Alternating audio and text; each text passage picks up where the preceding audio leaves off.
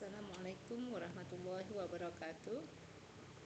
Hari ini saya ingin memberikan tutorial tentang penggunaan artificial intelligence atau kecerdasan buatan yang sedang populer dibicarakan oleh banyak orang. Yang paling populer saat ini adalah ChatGPT atau ChatGPT yang banyak didiskusikan di kalangan para akademisi karena satu sisi memberikan kebermanfaatan, tetapi di sisi lain berpotensi untuk disalahgunakan oleh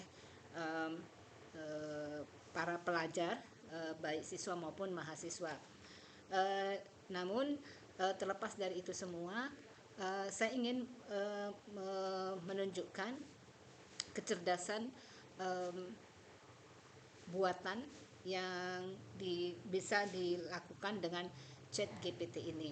Dengan ChatGPT ini kita bisa menanyakan apa saja, mempertanyakan apa saja, dan dia akan memberikan jawaban yang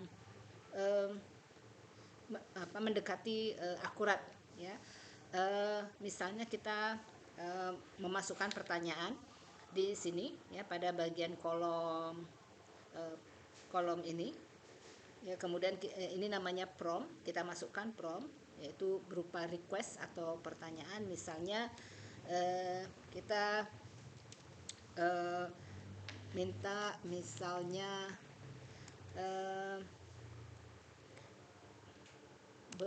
jelaskan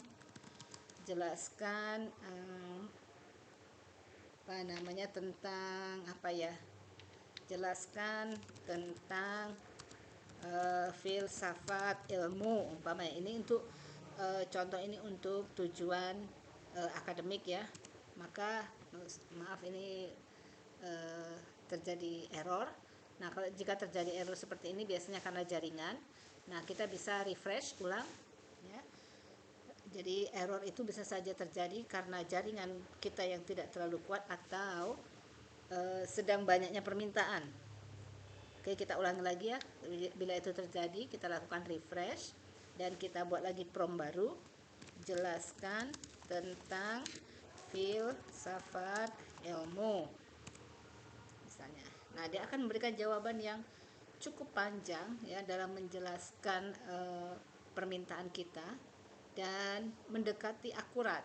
Namun begitu, untuk tujuan akademik, ya, untuk tujuan kebutuhan akademik, kita perlu memverifikasi ini, ya, dengan sumber-sumber yang lebih dipercaya, ya, misalnya dari buku-buku, ya. Dan tentunya untuk mahasiswa tentu saja perlu mendapatkan jika informasinya diambil dari ChatGPT seperti ini, ya, perlu mendapatkan dukungan dari berbagai sumber lainnya seperti buku atau jurnal. Jadi nggak bisa semata-mata hanya copy paste dari ChatGPT seperti ini. Nah, ini hal positif dari ChatGPT adalah dia bisa memberikan ide, ya, memberikan ide. Umpamanya kita tidak tahu persis apa itu filsafat ilmu, contoh seperti ini, kita tinggal masukkan query atau masukkan prompt tadi dan dia akan menjelaskan itu. Kita juga bisa menanyakan mungkin sumber, berikan sumber rujukan tentang hal tersebut di atas. Nah, dia akan memberikan sumber-sumber referensi, ya, yang juga perlu kita verifikasi. Kadang-kadang kalau dia memberikan link-link seperti ini, kadang-kadang ada yang benar dan ada juga yang tidak benar. Jadi perlu kita verifikasi apakah linknya ini masih aktif atau tidak, ya. Oke, itu terkait dengan penggunaan ChatGPT. Namun, ya, dalam banyak hal ini masih memberikan kebermanfaatan, ya, bagi siswa dan mahasiswa di dalam pembelajaran, ya. Jadi bagi mahasiswa yang tidak tahu bagaimana mengungkapkan ide tertentu, maka ChatGPT ini bisa menjadi bahan sumber inspirasi apa yang harus saya tulis umpamanya tentang satu bidang tertentu. Nah, umpamanya kita juga bisa minta judul. Nah, buatkan judul artikel yang menarik dan kreatif tentang filsafat ilmu. Nah, sebagaimana diuraikan di atas. Nah, dia akan memberikan beberapa pilihan, ya. Kita tunggu beberapa detik, ya. Dan ini biasanya lamanya kita menunggu ditentukan oleh padat atau tidaknya yang permintaan yang sedang diterima, ya, oleh ChatGPT dari berbagai dari banyak orang, ya, yang sedang menggunakan. Nah, ini contoh dia memberikan satu contoh nih, menyingkap tabir sifat dan batasan ilmu pengetahuan, melihat lebih dalam tentang filsafat ilmu. Ini juga menarik. Umpamanya ini kurang menarik, kita bisa minta lagi berikan 3 contoh lainnya yang lebih kreatif. Umpamanya kita tidak puas dengan judul ini, maka dia akan memberikan beberapa pilihan, ya, tergantung berapa jumlah pilihan yang kita minta di sini.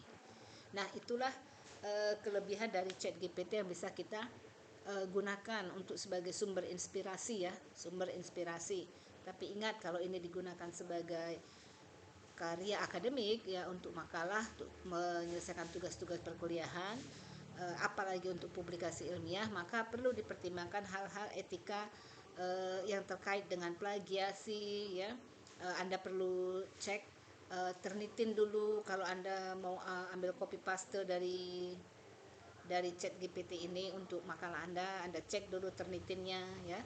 Tapi setidaknya ini bisa memberikan inspirasi, ya, untuk mahasiswa atau para pelajar yang mentok atau blocking idea gitu, ya, yang idenya lagi ngeblok gitu sehingga nggak bisa berpikir apalagi yang mau saya tulis ini tentang topik ini, maka ChatGPT membantu, ya, membantu untuk membuatkan ide-ide apa yang harus ditulis. Misalnya contoh seperti ini, dia sudah bisa memberikan pilihan judul yang menarik, ya, judul menarik terkait dengan tulisan kita. Bahkan kita bisa juga minta buat layout artikel terkait topik filsafat ilmu di atas. Dia akan memberikan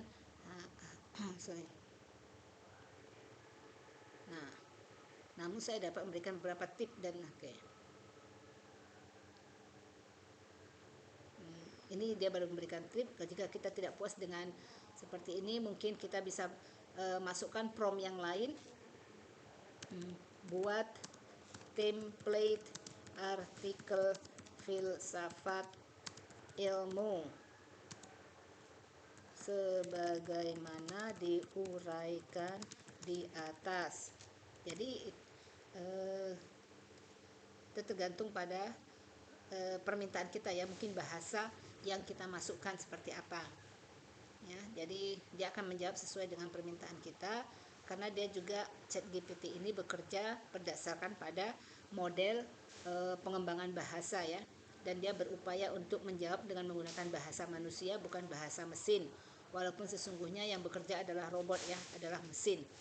Nah, ini sudah cukup, saya rasa sudah cukup memadai, ya, untuk memperjelas atau memberikan inspirasi apa yang harus saya tulis dalam sebuah karya ilmiah saya terkait dengan satu topik tertentu. Bahkan kita bisa minta buatkan template-nya. Nah, ini dia memberikan ide-ide. Nah, bila cocok bisa diambil, dan bila tidak perlu dimodifikasi lagi. Namanya juga ini hanya sebuah mesin. Jadi tingkat akurasinya atau ketepatannya kitalah yang sebagai pengguna yang perlu memverifikasi dan memvalidasi, ya. Nah, saya rasa itu sekedar memberikan ide ya, betapa teknologi sekarang ini, kecerdasan buatan sudah menggunakan bahasa manusia, dan karena dia bekerja berdasarkan pada bahasa ya, menggunakan model yang disebut dengan LLM atau large language model ya, dia menggunakan bahasa manusia sehingga dia menjawab juga dengan cara seperti manusia ya. Jadi kita bisa meminta apa saja dan seberapa banyak pun permintaan kita, dia nggak akan bosan-bosan untuk menjawab permintaan kita ya.